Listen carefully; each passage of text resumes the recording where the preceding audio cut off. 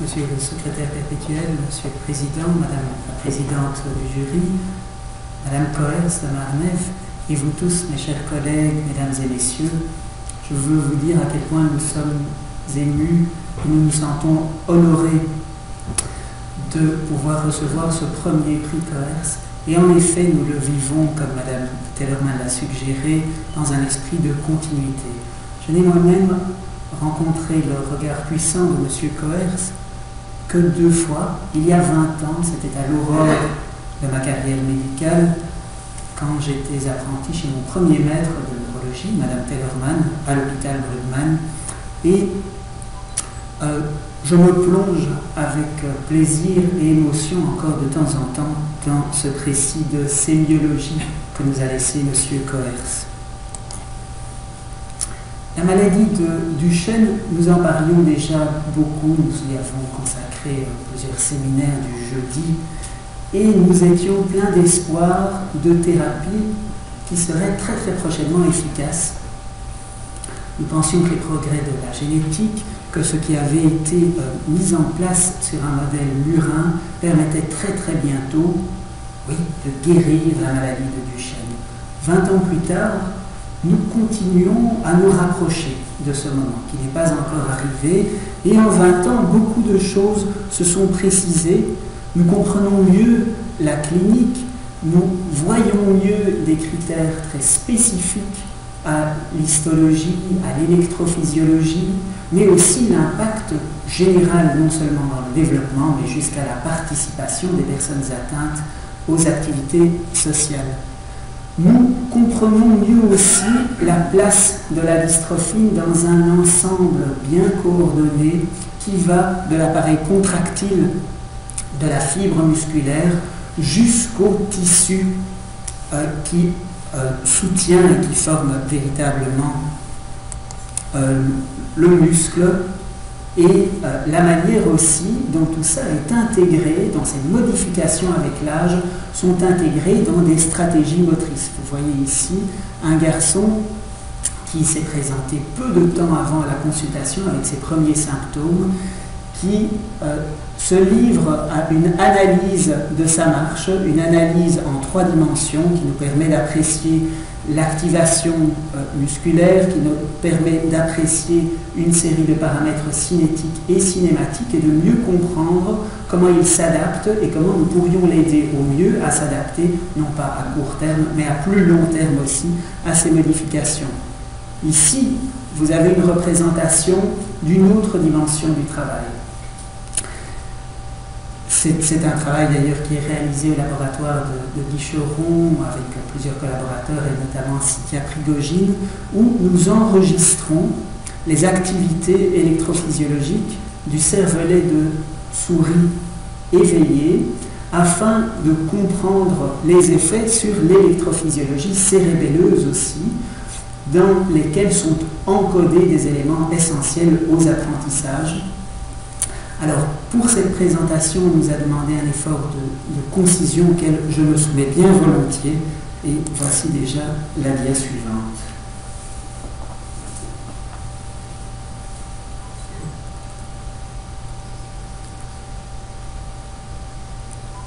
Voilà. Donc, Bernard nous a présenté le contexte général et les méthodologies que l'on peut appliquer au travers des pathologies neuromusculaires. Et je voudrais vous montrer nos contributions qui ont été réalisées tant sur des modèles murins de la maladie de Duchenne et leur application qui est en train de se faire auprès de patients actuellement. Et je voudrais faire brièvement part de ces contributions.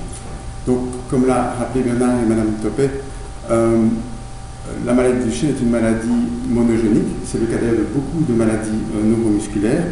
Et je reprends évidemment la plus fréquente est celle de la maladie de Duchenne, et elle est causée par une absence de dystrophine au sein du muscle, une protéine que l'on repère par un anticorps et qui est absente, comme illustré ici sur cette photo, qui est bien présente sous la membrane des cellules chez un patient normal.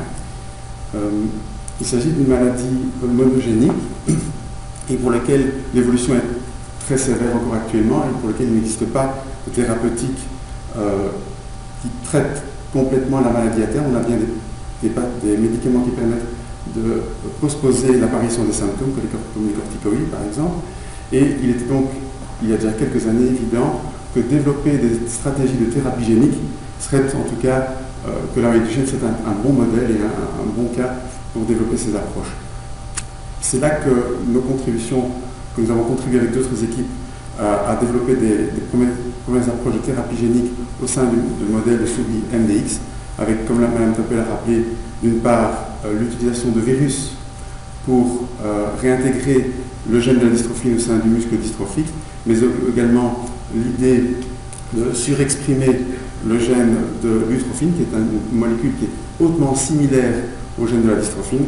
Ce que nous avions fait ici au sein de souris MDX, et en fait ce qui est marqué là n'est pas en fait un marquage de la dystrophine, je vous ai menti, mais un marquage de l'utrophine, qui est une molécule similaire, peu exprimée à l'état basal, par des modèles de transgénèse, en l'exprimant de façon abondante. On pouvait notamment montrer que la protéine était bien exprimée, mais que d'autre part, bien sûr on s'intéressait au devenir de ces souris, on s'intéressait bien sûr au devenir des patients, et qu'on pouvait évidemment, que la souris ici, tant au point de vue histologique que sur des paramètres physiopathologiques, mais aussi dans sa fonctionnalité, récupérait une fonction similaire au souris contrôle.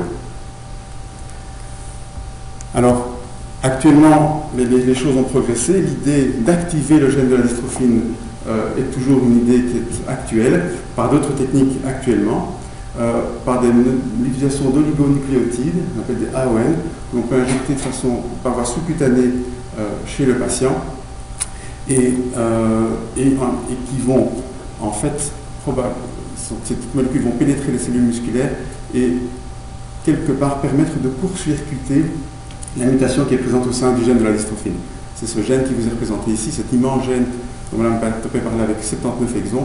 On y voit ici une mutation classiquement retrouvée chez un patient.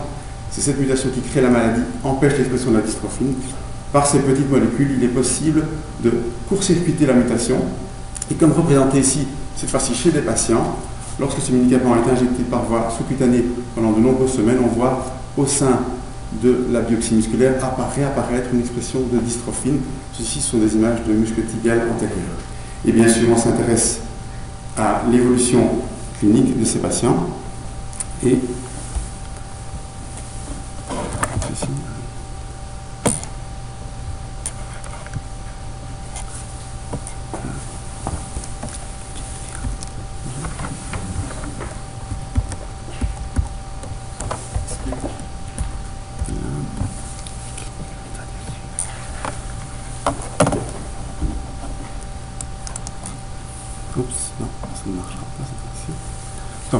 donc, je voulais vous montrer en fait ici un patient qui souffre d'une maladie du chêne, et donc actuellement ces protocoles sont suivis dans des études placebo-contrôle en phase 2 et 3 où on implique les oligonucléotides.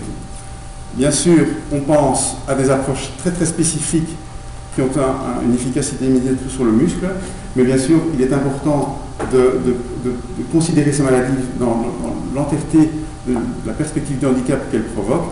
Et donc on reprend toujours, on réfléchit en termes de CIF, qui est le modèle qui détermine la manière dont on réfléchit le handicap à l'EMS. Et donc bien sûr on a des patients qui ont des déficits structurels comme une altération de la biopsie musculaire, mais des patients qui également se plaignent de symptômes particuliers comme une faiblesse musculaire, et avec toutes les implications que ça a sur la participation. Et donc quand on approche ces nouvelles thérapeutiques, il est important de penser leurs implications sur l'ensemble de la chaîne du handicap. Et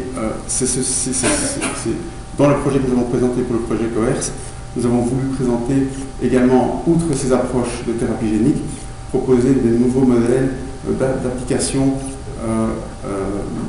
de rééducation physiothérapeutique adaptés aux patients souffrant de maladie du chêne et qui ont d'importantes implications sur leur possibilité d'activité et de participation. Je vous remercie pour votre attention.